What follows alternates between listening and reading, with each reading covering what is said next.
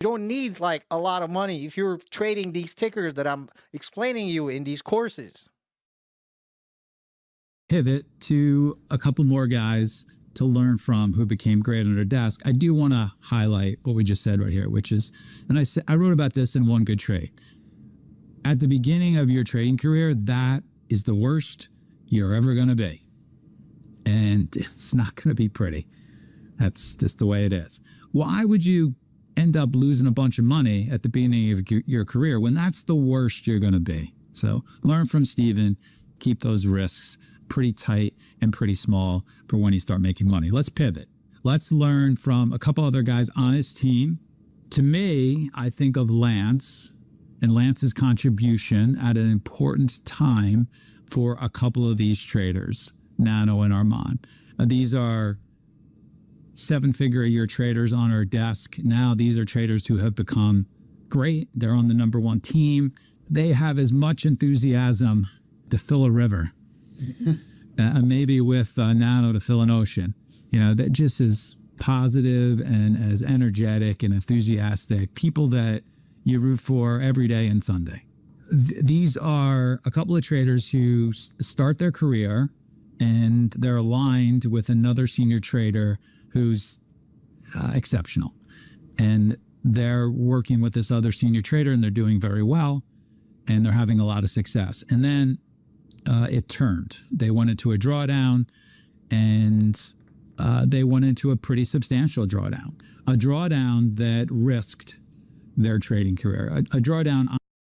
Yeah, like for the past like 2 weeks, for 2 months, I think if you buy my book, my course, I was looking at different cycles of hot and cold market, and I was just looking at it because I'm looking at the dates of each of these good cycles, the hot cycle and a cold cycle. They're about 2 months apart.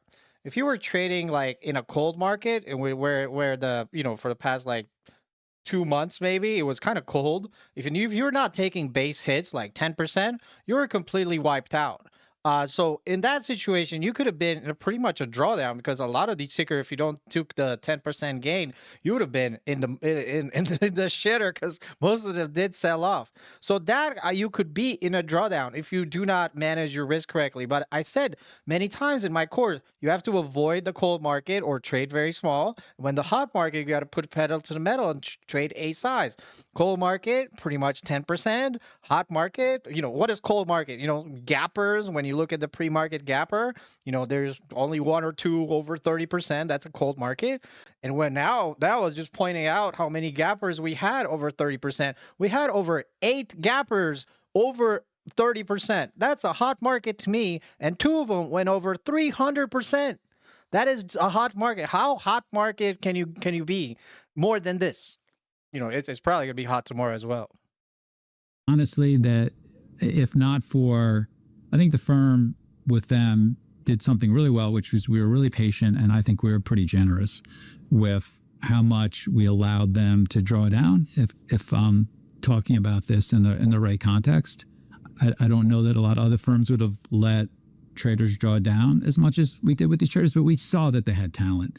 And we recognized that part of the reason why they were drawing down so much was this alignment with a senior trader who was exceptional, but was taking on risk that was perhaps outsized for where they were in their trading career, and they were sharing in that risk, so they drew down a bunch. And they needed at that point not to be risk takers. They needed at that point psychologically, emotionally, and just realistically, they needed to stop losing money to be. That's true. That's true. That's true. You do need to stop losing money. The first thing you do, if you're having like 2 or 3 days in a row that you're red, you need to stop doing it and refine your strategy. You need to study different things. You can't be red. I understand that some people will lose, but if you're losing like 2 or 3 days in a row, you need to cut size in nothing. Like in the bear market, like my problem is when I looked at my trades is like I looked at AI and it looked at me like that. I increase bet size when I'm losing, so I pretty much eliminated doing that.